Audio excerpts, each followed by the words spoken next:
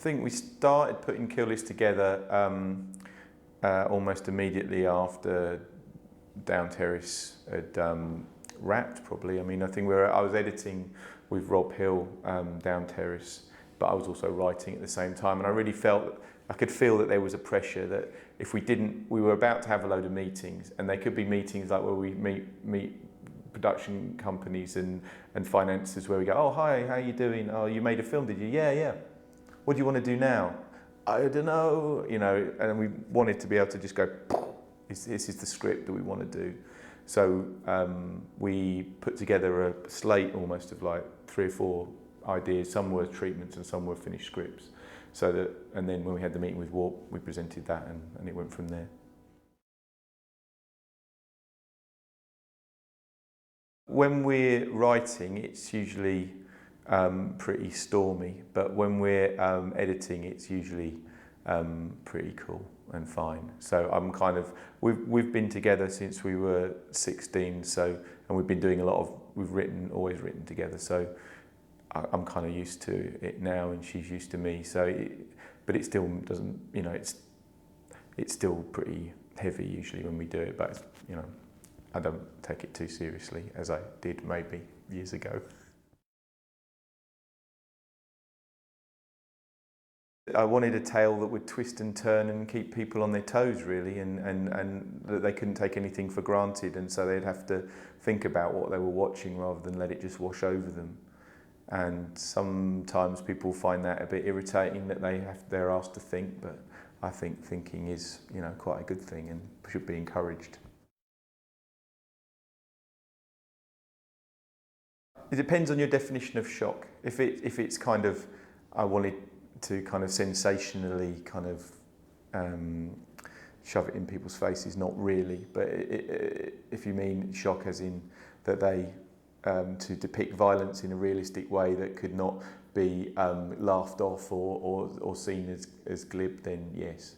And I wanted it to give the viewers a kind of have a physiological reaction to it and feel fear, and I just think that it's a kind of a dangerous game to show violence in a manner that isn't realistic, that you might get away with it, and in that context anyway. So I didn't want to glamorise those characters. I wanted to show there's a kind of game going on where you by that point in the movie you really like the characters, and then you're presented with what they do.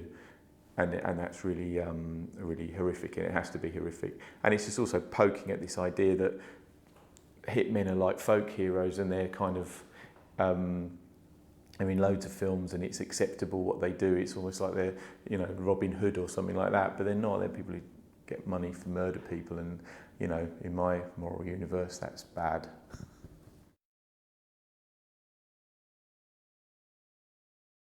Not always followed by that. I mean, the hammer thing is quite a long way off before there's something that's amusing. But I think it's like a pressure thing on it, so that it releases some of the tension from the audience, because I think you can't go on. You need to go up and then down and then back up again. You can't, once you hit a peak, you can't maintain it for the rest of the movie, because then you're in this situation where you have to do more and more horrible things. They're even more horrible than the thing you've just seen. Otherwise, people aren't upset by it anymore. And I don't think you could do that with that hammer thing without, So I think also the humour in it is a coping mechanism for the characters as much as anything. So they're going through it in the same way that you in the audience you'd hear people gasp, but some people laugh as well at the really violence. They go, "Oh God," and that's that's the way people deal with extreme situations like that, I think.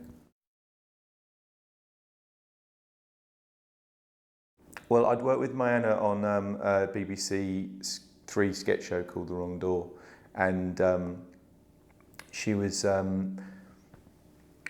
she had a few amazing qualities, and one of them was that obviously performance-wise she was very committed, and it was her performance was fantastic, and just like turning it on and off, she was brilliant. And then the other thing was she was really, really nice and really easy to deal with and really enthusiastic, and I immediately went, God, yeah, I really want to work with you again. but I didn't know she'd been in any of the movies at that point. I didn't, because The Descent had been out. I didn't know anything about that. So later I'd IMDb her and went, oh my God, she's been in all this stuff. That's really crazy. And then when we were putting this together, it kind of made sense that she was kind of the representative of horror films and Neil was the representative of kind of crime films from all the movies he'd been in. And it felt like in that casting that it was like a marriage of those two genres together.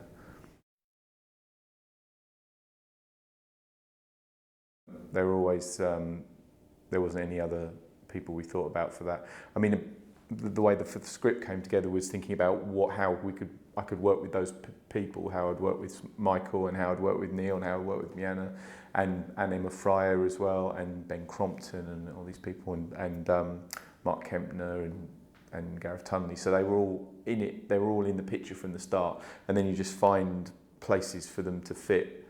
And I think that I'll always kind of try and do that, unless there's no roles that the people are obvious for, then we can't. You know, I think on Sightseers, which is the next film we're doing, I'm finding it very hard to find any spaces for like Neil and Mianna, but they'll be in I'm Macrobane, which is the film after that. So.